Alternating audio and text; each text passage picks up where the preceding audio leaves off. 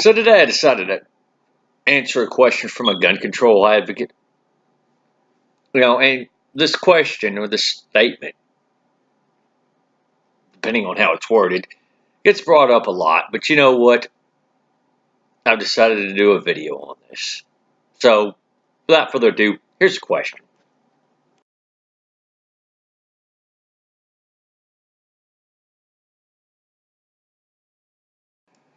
Well, it may seem logical to you, albeit, but there are certain things that certain obvious facts, factors, and so on that you have to ignore when coming to this conclusion. There are assumptions you have to make, such as the assumption that those gun laws are actually going to prevent said criminal from getting his hands on a gun, which we know is the case with DC, Chicago, Mexico, Brazil, Russia, France. Well, that just isn't always the case now, is it?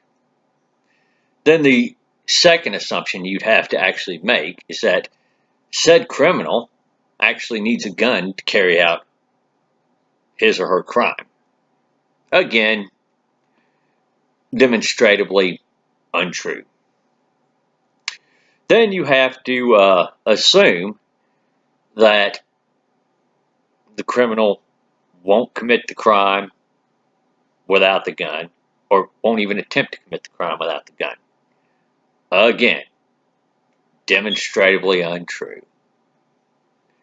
But not only that, you have to ignore the other factors, such as the crimes you could be allowing to happen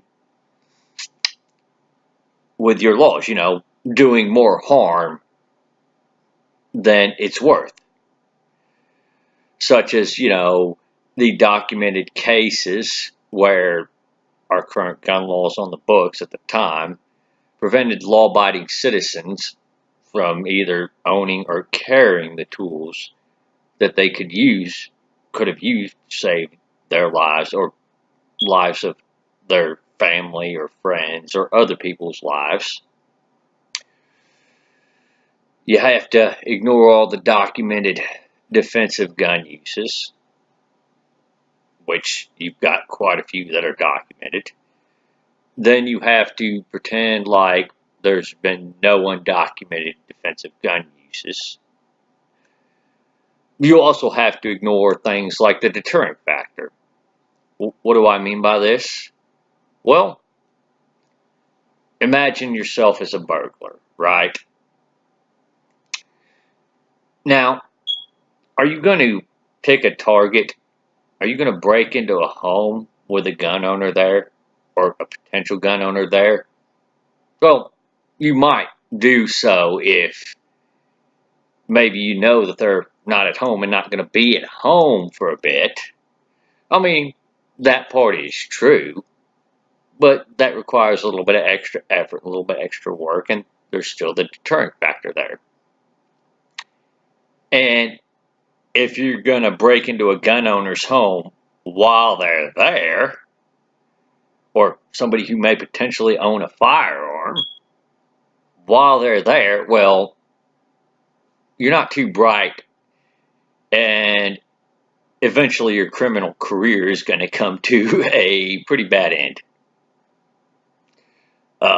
potentially. But then also top that off, you have to ignore all the police resources that get wasted on enforcing some of these laws. Big example, is the certification for owning firearms in the UK. The police waste a lot of resources on people with certificates for shotguns or rifles in the UK.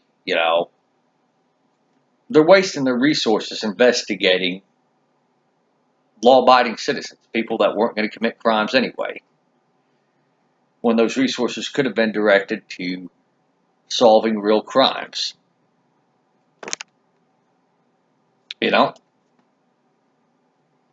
So, again, you have to ignore that factor.